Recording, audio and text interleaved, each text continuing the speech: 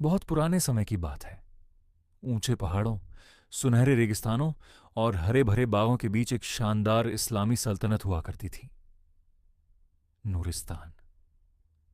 नूरिस्तान का महल अपनी खूबसूरती और शान के लिए दूर दूर तक मशहूर था। सोने जैसे चमकते गुंबद, ऊंची दीवारें और हर तरफ शाही पहरेदार। उस सल्तनत का वारिस था शहजादा अयाज। अयाज दूसरे शहजादों की तरह घमंडी नहीं था। वो गरीबों की मदद करता, मस्जिद में वक्त बिताता और अक्सर अकेले रहना पसंद करता था, लेकिन उसके दिल में एक खालीपन था, जैसे वो किसी सच्ची चीज की तलाश में हो। एक दिन अयाज महल की भीड़ और शोर से दूर घोड़े पर निकल पड़ा। सफर करते करते वो एक छोटे से गांव में पहुंचा। गांव बहुत सादा था। मिट्टी के घर, छोटी गलियां और मस्जिद के पास खेलते बच्चे। तभी अयाज की नजर एक लड़की पर पड़ी। वो सफेद हिजाब में बच्चों को कुरान पढ़ा रही थी। उसकी आवाज में अजीब सा सुकून था। उसका नाम था महरिन। अयाज दूर खड़ा उसे देखता रहा। उसने पहली बार किसी को इतना सादा और इतना खूबसूरत देखा था। महरिन सिर्फ खूबसूरत नहीं थी, उसके चेहरे पर हया थी, उसकी बातों में ईमान था। उस दिन के बाद अय्याज रोज किसी न किसी बहाने उस गांव आने लगा। कभी कुएं के पास मुलाकात होती, कभी मस्जिद के बाहर। धीरे धीरे दोनों एक दूसरे को समझने लगे। अयाज को महरिन की सादगी पसंद थी और महरिन को अयाज की नरमी और इज्जत। लेकिन दोनों अपनी हदें जानते थे। उनकी मोहब्बत पाक थी। एक शाम महरिन ने अयाज से पूछा, आप महल के शहजादे होकर भी इतने उदास क्यों रहते हैं? अयाज हल्का सा मुस्कुराया, शायद इसीलिए क्योंकि पहली बार दिल को सुकून मिला है।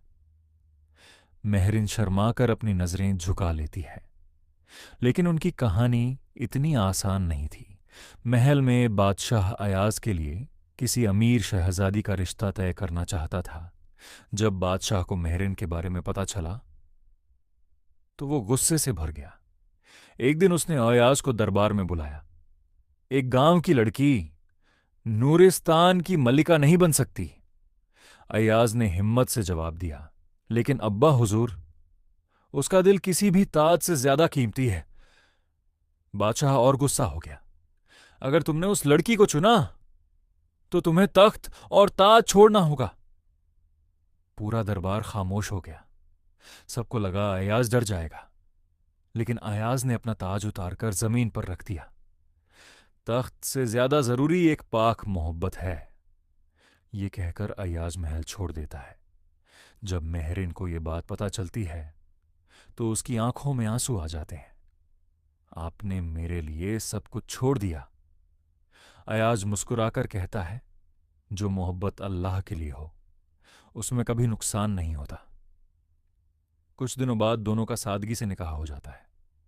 ना शाही सजावट, ना कोई बड़ी महफिल, सिर्फ दुआएं और सुकून।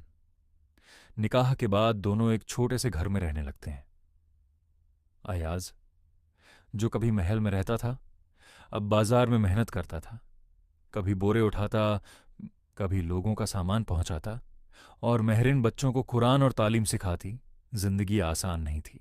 कभी खाना कम होता, कभी ठंडी रातों में कंबल भी नहीं होता, लेकिन दोनों हर हाल में अल्लाह का शुक्र अदा करते। एक रात तेज बारिश हो रही थी। छोटा सा घर टपक रहा था। महरिन ने देखा कि अयाज थक कर सो गया है। उसने चुपके से हाथ उठाकर दुआ की, या अल्लाह, हमारी मोहब्बत को हमेशा हलाल और पाक रखना। उधर महल में बादशाह की तबीयत खराब होने लगी। हकीम भी उसे ठीक नहीं कर पाए। एक बुजुर्ग आलिम ने बादशाह से कहा, आपने एक नेक दिल बेटे को सिर्फ घमंड की वजह से खो दिया है। बादशाह को अपनी गलती का एहसास हुआ। उसकी आंखों में आंसू आ गए। अगली सुबह वो खुद अय्याज को ढूंढने निकल पड़ा। बारिश और तूफान के बाद वो उस छोटे से घर तक पहुंचा। उसने देखा, नूरिस्तान का शहजादा मिट्टी से भरे कपड़ों में मेहनत कर रहा था और महरिन गरीब बच्चों को मुस्कुराकर पढ़ा रही थी। बादशाह का दिल टूट गया। उसने अयाज को गले लगा लिया। मुझे माफ कर दो बेटा। अयाज की आंखों में भी आंसू आ गए।